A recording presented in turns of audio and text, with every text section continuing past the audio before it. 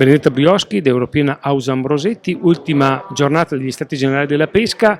Come Ambrosetti, un giudizio, visto che siete stati anche voi attore principale di questa 4 giorni. Come The European House Ambrosetti siamo molto orgogliosi di essere stati coinvolti al fianco di Regione Veneto, Veneto Agricoltura e Agriteco in questa 4 giorni ambiziosa che ha coinvolto tutti gli stakeholder del settore della pesca e dell'acquacoltura.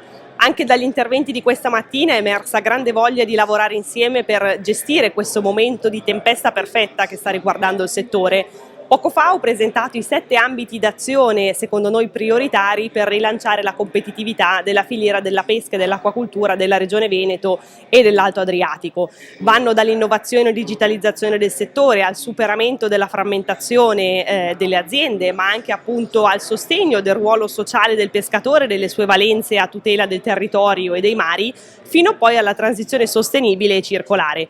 Siamo molto lieti di aver realizzato questo libro bianco e di averlo discusso oggi alla presenza anche delle istituzioni italiane ed europee, e ci auspichiamo insomma che gli ambiti che abbiamo evidenziato nel libro bianco possano accompagnare questo percorso di evoluzione del settore.